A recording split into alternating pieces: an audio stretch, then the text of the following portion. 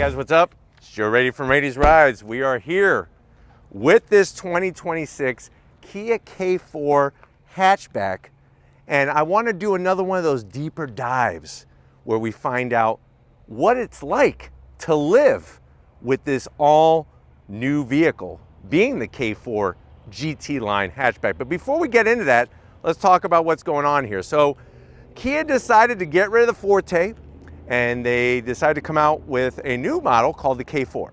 They started off with a sedan. It's had some hits, it's had some misses, but now they've added to the lineup the GT line hatchback. Now what's fascinating with the hatchback, you could only get it with the turbocharged engine.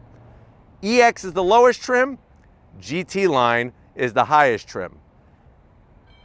And what it brings, especially when you go with the GT line, is a lot of amenities. So what I want to find out is, what is it like? What is it like to live with this K4 GT line hatch, and bring you a little bit deeper dive? So why don't you hop in with me, driver's side, and let's get to it.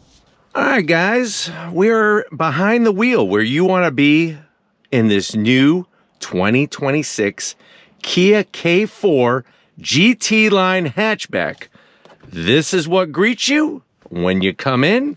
Here is your Kia key fob, just like before. Still looks fantastic, and it has a nice feel to it, unlike some of the other brands. Hint, hint, Toyota. Now, to fire up your K4 hatch, you're just going to hit the start stop button to the left of the shifter. It comes alive.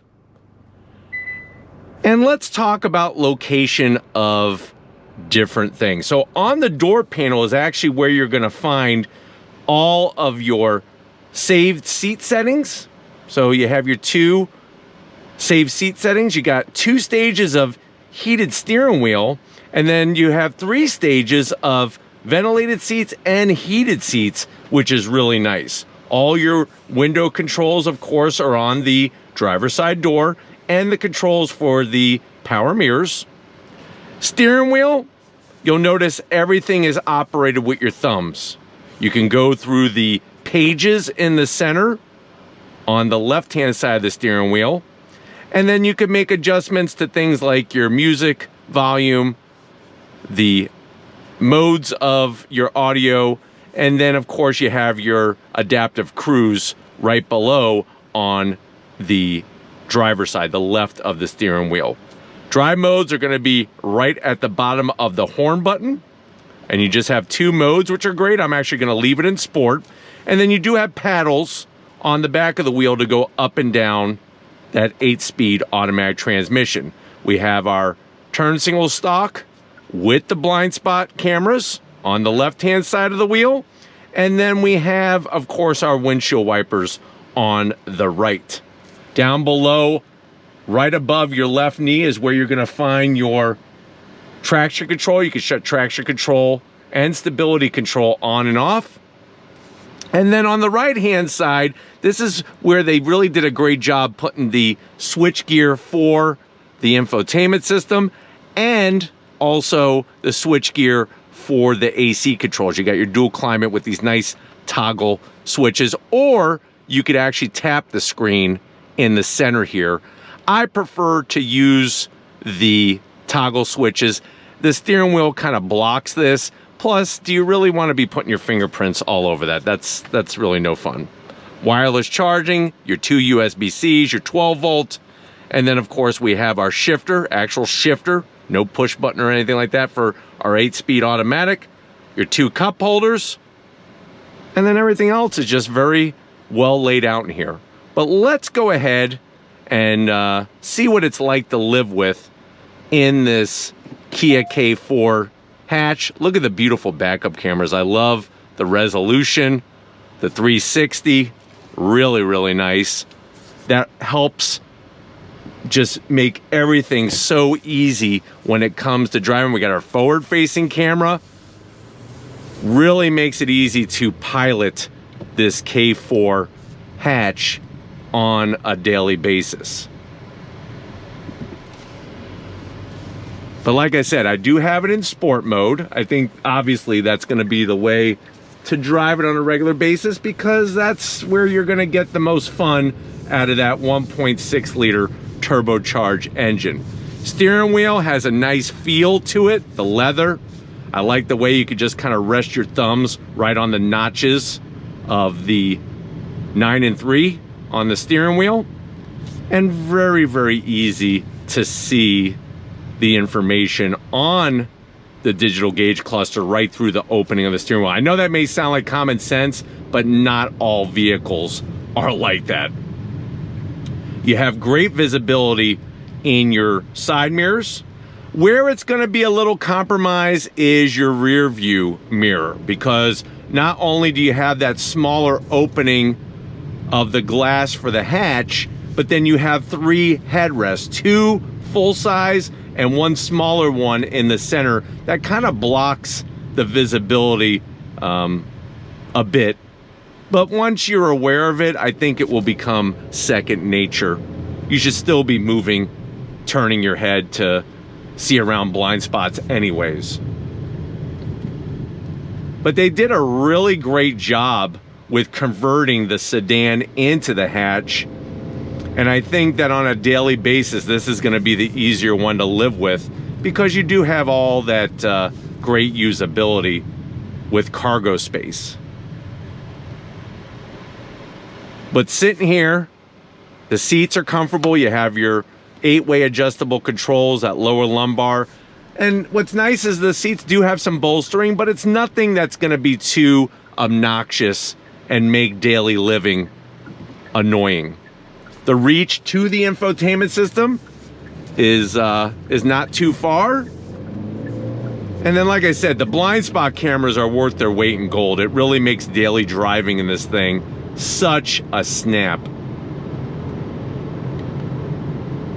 But as you can see, going down the road, they actually did a great job with isolating a lot of the noise and vibration out of the cabin. Just a little bit of road noise, no wind noise, which is really nice.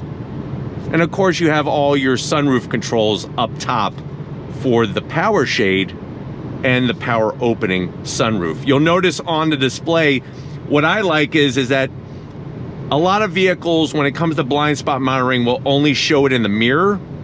It'll illuminate. Here, it does it in the mirror and will also show on the digital gauge cluster, which is really nice.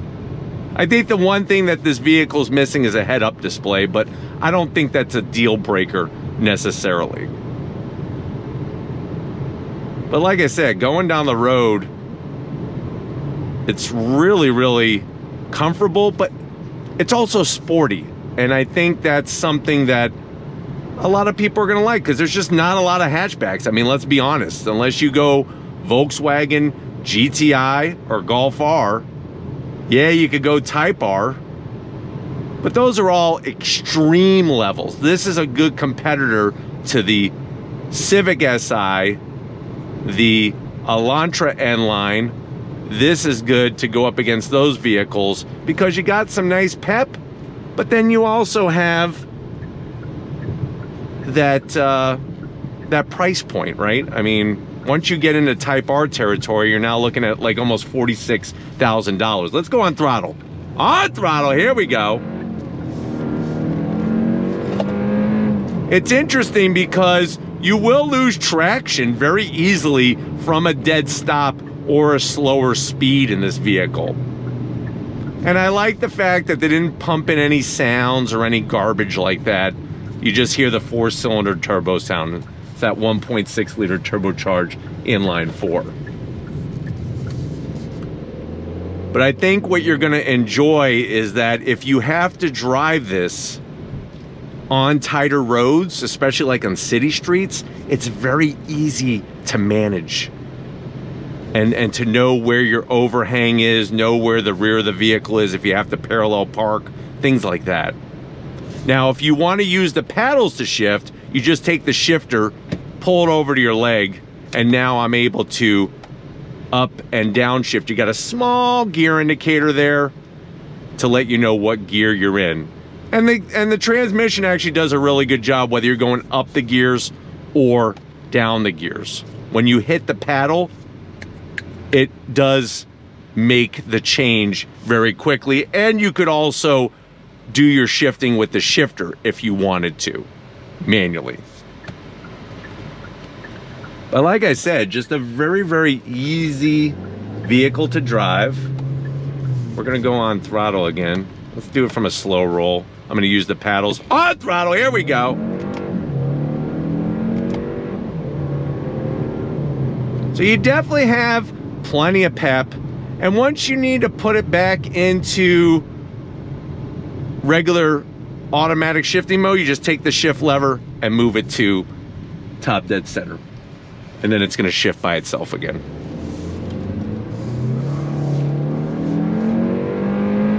But I think many people are gonna enjoy living with this vehicle day in and day out. It's got a nice look to it. The styling, it's funny how once you make it a hatchback, the K4, it looks so much better than the sedan. And I really like the interior with the two-tone. I think that's another really nice touch to have the two-tone in here with the red and the black. Nothing fuddy-duddy about this K4 GT line hatchback.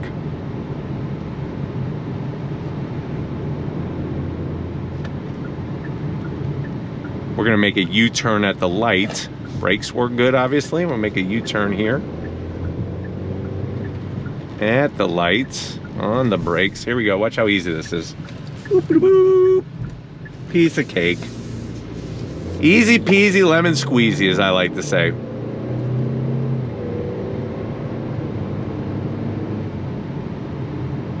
But it does a good job balancing sportiness and comfort.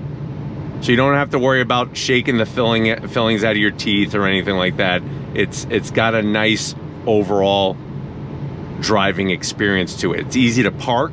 Not only easy to park because of the size, but also because of the cameras and the resolution. That's something that Honda needs to learn, is they need to turn up the resolution knob on their cameras.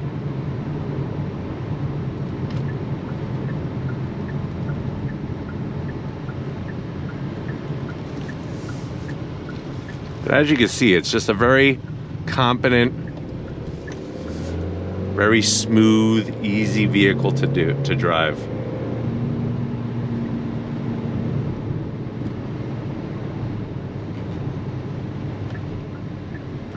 It'll be interesting to see if people do modifications to this K4. But the white with the black, the Stormtrooper look, looks fantastic, I think, on the hatch.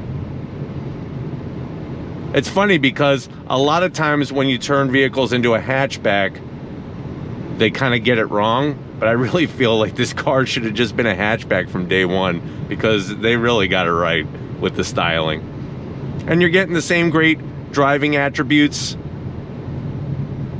that make it a good, easy daily driver.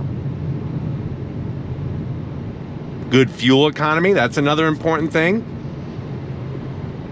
for that daily driving experience.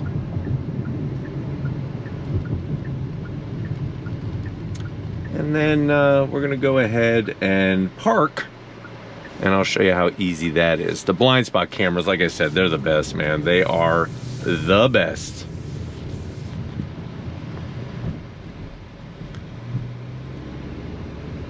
Another thing I like is the car's not too low, so you don't have to worry about, you know, scraping the front of the nose and stuff, which is really nice as well. But it feels good over the bumps.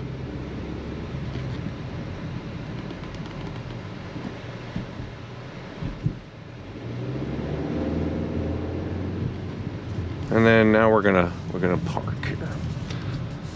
So 1, 2, 3, look at this. Piece of cake. And there we are. Power it off.